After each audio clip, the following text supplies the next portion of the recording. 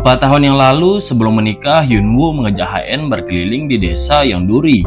Ia menceritakan betapa berpengaruhnya keluarga mereka di desa tersebut. Sejenak mereka bersantai dan menikmati es krim. Yunwoo mengomentari pakaian HN yang dinilai tidak pantas, karena ia melihat HN sering memakai kaos yang berlubang. HN protes dan tak terima akan hal itu. Ia menganggap jika pakaiannya ini bergaya artistik mahal dan buatan Eropa. Dengan polosnya, Yunwoo kembali mengkritik jika gaya pakaian HN seperti nenek-nenek yang lusuh. Yunwoo mengira jika HN berasal dari keluarga miskin. Ia bahkan berjanji akan membiarkan HN menikmati semua fasilitas yang pernah ia nikmati. Yunwoo menceritakan jika ia telah menabung banyak dan akan mengontrak apartemen. Ia juga tak peduli jika status keluarga HN yang seandainya memiliki banyak hutang atau kesulitan, karena Yunwoo akan selalu berada di sisinya. Semua cerita itu adalah memori manis yang HN ingat.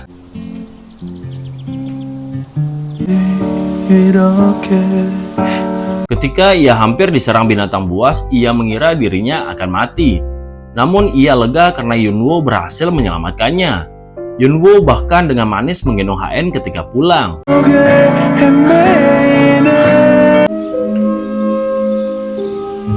Sochol dan ayahnya sedang menyiapkan pembakaran untuk melakukan barbeque.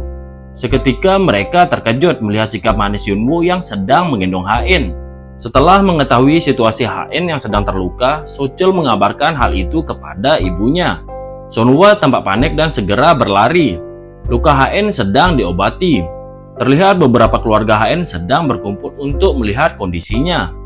Mereka memuji Yunwoo yang dengan berani menembak seekor babi hutan yang hampir menyerang HN. HN memberitahu jika Yunwoo sangat mahir dalam menembak, apalagi ia pernah berada di divisi pasukan penjaga khusus ketika wajib militer. Oh my gosh. Ketika Yunwoo makan malam bersama keluarga Queen, ia menceritakan kecurigaannya saat menemukan pagar di area terlarang yang telah dibobol. Karena area itu merupakan jalur berburu ketua. Ia menduga jika ada seseorang yang sengaja memancingnya untuk mencelakai ketua. Atas kejadian ini, ketua akan menyelidikinya dan memeriksa kamera dashboard serta CCTV.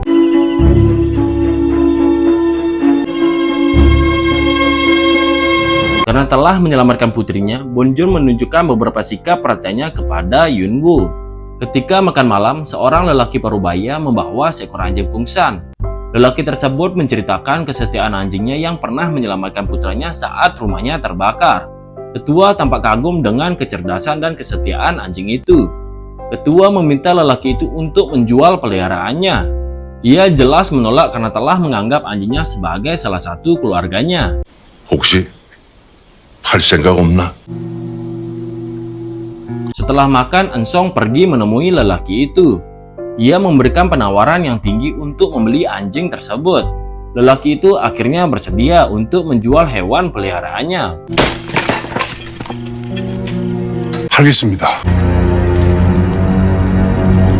Karena Yunwoo merasa canggung saat satu kamar dengan HN, ia berdalih mengajak Sochol untuk berbincang sepanjang malam. Ia menertawakan Yunwoo yang seolah ketakutan dengan HN. Sochol menolaknya dan menyuruh Yunwoo untuk segera beristirahat.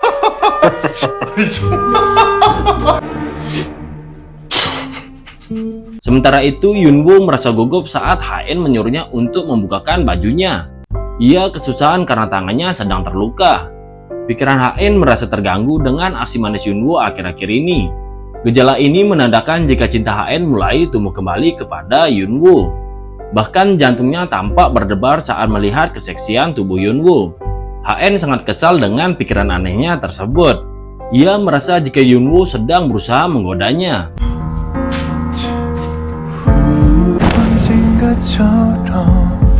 Sementara itu, keduanya tampak sulit tertidur dengan alasan jika ukuran kasurnya begitu kecil dan tidak cocok bagi mereka. Namun situasi canggung itu tampak berbeda dengan situasi 4 tahun yang lalu. Saat pertama kali ke desa Yeongduri, ketika sudah larut malam, HN menginap di rumah Yunwoo. Mereka dengan romantis menikmati suasana malam itu. Bahkan tak segan untuk berbagi kasur di tempat yang kecil dan tidur berpelukan sepanjang malam. Yunwoo terlihat gugup saat HN mengenang momen manis tersebut. 꼭 안고 잤으니까. Keesokan harinya lelaki itu tampak menyesal dan memohon untuk mengembalikan anjing kesayangannya. Ketika Ensong telah menerima ceknya kembali, ia mengancam akan membunuh anjing tersebut jika pemiliknya merasa bersalah saat anjingnya dijual. Aksi itu dihentikan oleh Yunwoo. Ensong berdalih jika perbuatannya tersebut adalah sebuah lelucon. Yunwoo tak habis pikir dengan tingkah aneh yang ditunjukkan oleh Ensong.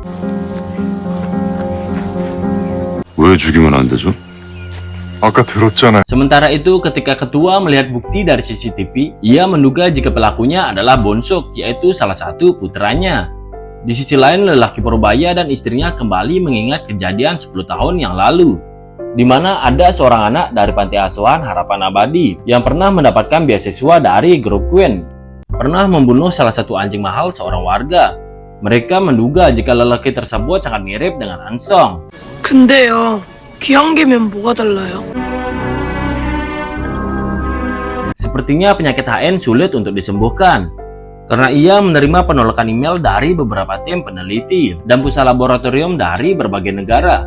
Saat Tersina dan klub 1 triliun akan menuju genggamannya, ia tak percaya jika dirinya akan segera mati. Bahkan berbagai koleksi mewah dan lukisan mahal tak rela jika ia akan sia-siakan begitu saja. 뭐라고? 안 돼. 너무 아까워. 이건 너무 아깝잖아. Seiring bertambahnya hari, HN semakin terpesona kepada Yunwoo. Ia bertanya kepada sekretaris Na, apakah hal itu normal saat seorang istri masih berdebar melihat suaminya meski mereka telah menikah 3 tahun. HN menceritakan jika ada seorang temannya seperti itu. Ia bahkan juga merasa tergoda dengan bahu suaminya dan selalu ingin memeluknya karena terlihat tampak seksi. Sekretaris Na menjawab jika wanita itu sedang sakit, ia kemungkinan mengalami masalah dengan otaknya. Sekretaris Na menyarankan agar ia memeriksa hal itu ke dokter. 약간 멋져서? 이 남자 어깨가 너무 넓어 보이고. 이 뇌 CT를 꼭 찍어보러 가세요. Benar saja HN mempertimbangkan saran itu. Ia berkonsultasi mengenai gejala itu kepada dokter. HN merasa ia tak pernah berempati kepada siapapun. Namun akhir-akhir ini ia selalu merasakan hal itu. Bahkan ia menangis saat melihat atau mendengar penderitaan orang lain. Dokter memaklumi hal itu. Terkadang di saat orang sedang sekarat, ia mengalami perubahan hati. Bahkan menyadari hal-hal yang sebelumnya ia abaikan. Mendengar itu, HN tak terima dan menganggap jika dokter itu tak terampil untuk menyembuhkannya. 될 것 같으면 그냥 두 손 놓고 잘 지켜보세요. Yunwoo dan mertuanya datang menemui Bonsuk. Ia meminta penjelasan terkait Bonsuk yang diduga sebagai pelaku dalam kejadian ketika berburu. Ia menjelaskan kesalahpahaman ini. Bonsuk mengaku jika ia memang pergi ke tempat perburuan itu. Tetapi maksud kedatangannya adalah untuk menemui ayahnya. Saat itu Seoli tak mengizinkannya untuk bertemu. Ia memohon agar mempertemukan dirinya dengan ayahnya. Ia hanya memiliki satu keinginan untuk bisa berdamai dengan keluarganya. Namun Bonjun dengan tegas menolaknya. Hubungan keluarga Queen memang benar-benar kacau. Masing-masing keluarga bahkan saling melakukan gugatan. Diketahui Yunwoo harus menangani dari 7 gugatan dari beberapa masalah sepele mereka. 고생이 많다. Bonjun mengkonfirmasikan masalah ini kepada Seoli. Tetapi ia mengatakan jika Bonsuk tidak datang ke acara perburuan. Seoli menyarankan agar Bonjun berhati-hati kepada Bonsuk karena ia menduga jika Bonsuk telah lama menyimpan dendam setelah lama ia diusir. 사람이 가장 무서운 거야. Grace mengutip Ensong secara diam-diam atas permintaan Sonhwa. Namun aksinya diketahui oleh Ensong. Grace menjelaskan jika Sonhwa yang memintanya untuk mengecek riwayat latar belakangnya. Dari pembicaraan mereka diketahui jika Ensong dan Grace lah dalang dibalik serangkaian insiden di perburuan tersebut. Yunwoo menceritakan kepada temannya tentang sikap perhatian keluarga Queen setelah ia berhasil menyelamatkan HN. Yangki memuji tindakan itu. Ia berharap agar Yunwoo bisa lebih intens bersikap manis kepada HN, agar saat berpisah ia bisa merubah surat wasiatnya. 신데렐라에서 그 집 딸 생명의 은인으로. Kedua saudara Yunwoo pergi ke Seoul. Mereka berencana untuk mencegah perceraian Yunwoo dengan HN. Bagaimanapun ekonomi mereka akan berdampak jika perceraian itu terjadi. Sesaat ketika sampai di Seoul, ia datang ke kantor departemen Queen untuk menemui Ha-in. Setelah mendengar penjelasan Ha-in, mereka tampak terkejut dengan hubungan Ha-in dan Yunwoo yang memang sudah tak harmonis. 까지 하면서 싸웠다니까? Ha-in kecewa setelah mengetahui dari Eun-sung jika Herman tak datang ke agenda makan malam akibat putrinya mengalami kecelakaan. Namun mereka tetap melanjutkan diskusi bisnis terkait pengembangan Hershina pada malam itu. Yunwoo menghubungi kakaknya saat ia tahu keduanya berada di Seoul. Mereka terkejut saat mengetahui Yunwoo tak jadi berpisah dengan Ha-in. Ia khawatir karena telah membahas terkait perceraian itu melalui pesan singkat yang ia kirim. Yunwoo segera menghubungi Ha-in, namun Eun-sung dengan sengaja mematikan ponsel Ha-in.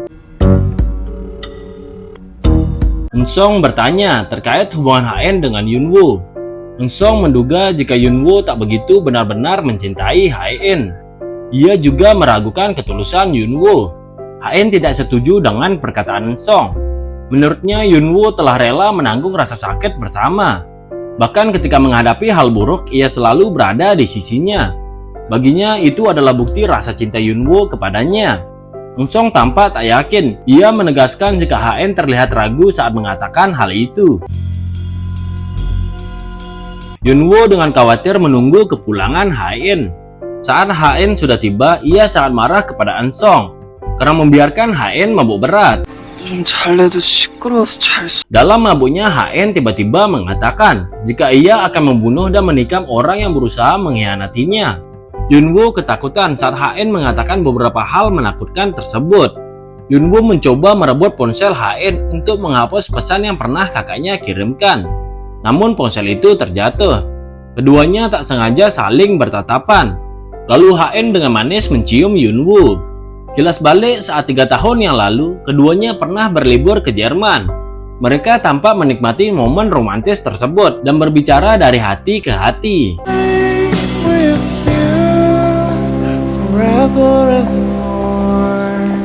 Nah, sekian dulu untuk episode 3-nya ya Bor. Untuk yang penasaran dengan kelanjutan cerita dari drama Korea Queen of Tears, pantengin terus channel Kode Dodo Film agar tidak ketinggalan kelanjutan ceritanya.